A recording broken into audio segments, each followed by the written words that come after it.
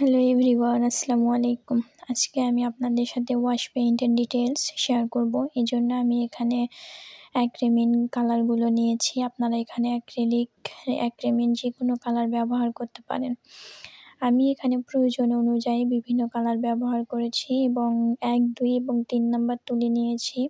তো তুলির নাম্বারগুলো আসলে একেক কোম্পানির একেক নাম্বার হয়ে থাকে, যার কারণে তুলির নাম্বারগুলো খুব একটা মেলে না।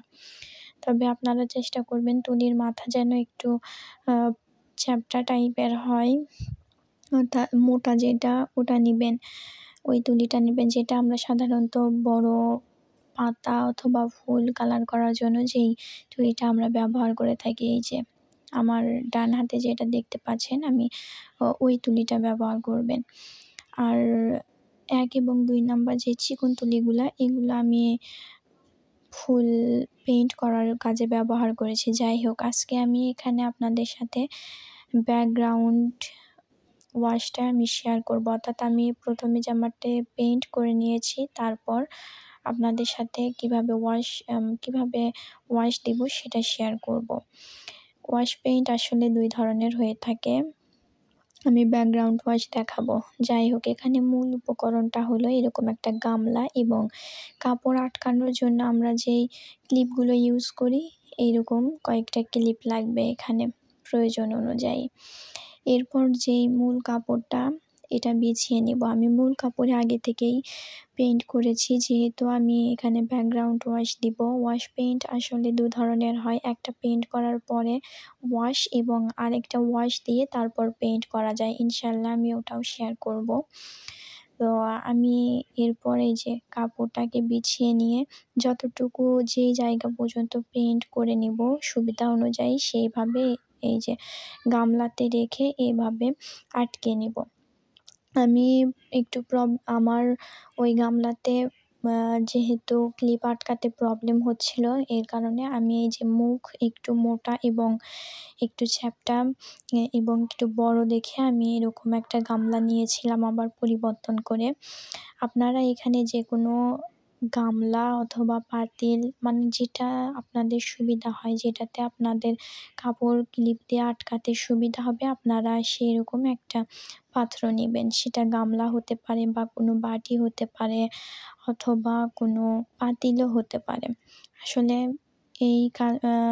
এই কাজটা করা হয় ফ্রেম দিয়ে। যেহেতু ফ্রেমের দাম তুলনামূলক বেশি হয়ে থাকে, বড় ফ্রেম যেহেতু এখানে লাগে আর কি। তো আমার কাছে মূলত ফ্রেম নেই, কারণ আমি আসলে নিজের জন্য শখের বশে আসলে কাজ করি, যার কারণে আমার ফ্রেম এখনও কেনা হয়নি। তো যারা শখের বশে কাজ করবেন তারা অবশ্যই আমার দেখানো পদ্ধতিতে করবেন, ফ্রেম কেনার কোনো প্রয়োজন হবে না।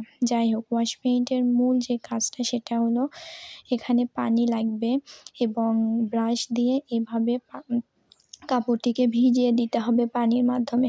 গ্লাসে এইভাবে একটু পানি নিবেন এবং ব্রাশটাকে ভিজিয়ে এইভাবে কাপড়টাকেও ভিজিয়ে নিবেন। পুরো কাপড় একসঙ্গে ভিজাতে যাবেন না, যতটুকু আপনি কাজ করবেন ততটুকুতে ভেজাবেন, কারণ পানি শুকিয়ে গেলে কিন্তু ওয়াশ পেইন্ট হবে না। তখন রঙগুলা এক জায়গায় দলা পেকে যাবে এবং কাপড়টা অনেক হার্ড হয়ে যাবে। যাই হোক, পানি দেওয়ার পরই আমাদের রঙটা অ্যাপ্লাই করে নিতে হবে। আমার দেখানো প্রসেসে করবেন।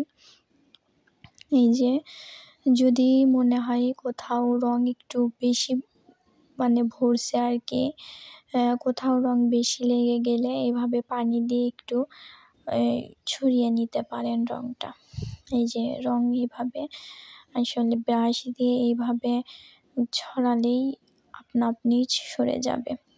এখানে এই যে এই তুলিটাই ব্যবহার করবেন। বড় তুলি ব্যবহার করলে আপনাদের প্রবলেম হবে এবং অবশ্যই এরকম একটা কাপড় নিবেন তুলিটাকে মুছে নেওয়ার জন্য, যেহেতু এই একটা তুলি ব্যবহার করে অনেকগুলো রং এখানে ওয়াশ দেওয়া হবে, এ কারণে তুলি ধুয়ে মুছে নিতে হবে, নইলে একটা রঙের সাথে আরেকটা রং মিশিয়ে অন্য একটা কালার আসবে।